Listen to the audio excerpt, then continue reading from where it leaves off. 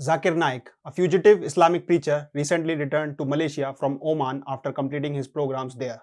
In videos that have surfaced on social media, he claimed that Hindus in India love him and follow his religious sermons. He also converted a Hindu woman to Islam during this event. Zakir Naik has been on the radar of Indian security agencies for his communal activities and has been booked under the UAPA of 1967 for terror financing, inciting communal hatred, and money laundering. The Indian External Affairs Ministry has stated that it will take all the necessary steps to bring the fugitive Naik back to India and bring him to justice. The Islamic bigoted preacher has been accused of using funds from Gulf countries to spread Islamic propaganda and forceful conversion. Namaste and welcome to TFI Post. I'm your host Paurish Gupta. Let's begin. Zakir Naik is the controversial Islamic preacher who has been banned in several countries and is currently in the hiding in Malaysia as India seeks his extradition. He gained notoriety when it was reported that the perpetrators of the Dhaka terror attack were inspired by his religious teachings.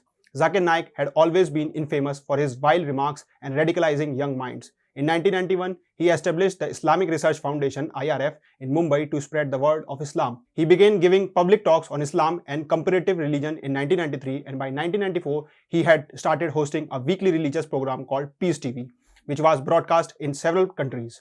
Cut to 2016, he fled India and moved to Malaysia, where he reportedly obtained permanent residency. The Indian government declared his IRF as an unlawful association in 2021. Naik's Peace TV network is also banned in Bangladesh, Canada, Sri Lanka, and the UK. He has claimed that a majority of Hindus in India love him and this creates a problem for the vote bank, and that he has a large following in India, including non-Muslims in Bihar and Kishanganj.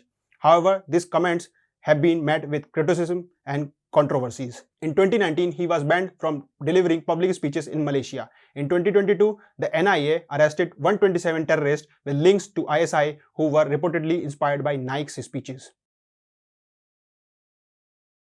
Zakir Naik left India in 2016 amid charges of spreading hatred and money laundering. The same year, India's counter-terrorism agency filed a complaint against him, accusing him of promoting religious hatred and other unlawful activities.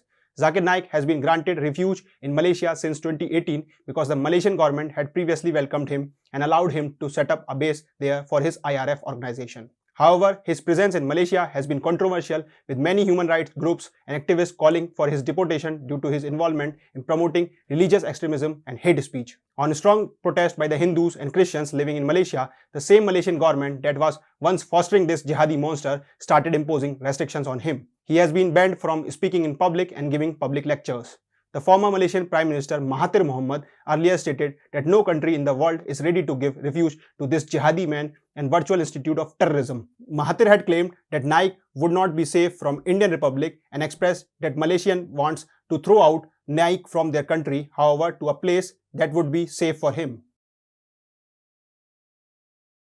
His passion and dedication to spreading the message of Islam did not go unnoticed, and in 2002, he was given the King Faisal International Prize for his services to Islam.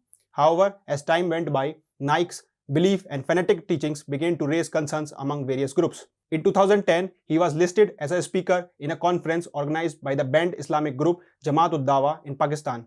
And in 2012, he was denied entry to the UK after the Home Secretary expressed concerns about his preachings.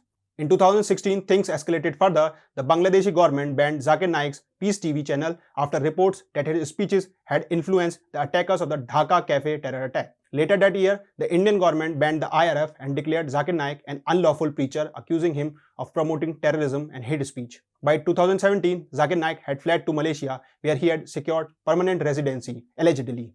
However, his presence in Malaysia soon became under scrutiny from various groups, including Malaysian Hindu and Christian groups. In response, his Malaysian permanent residency status was revoked in 2017.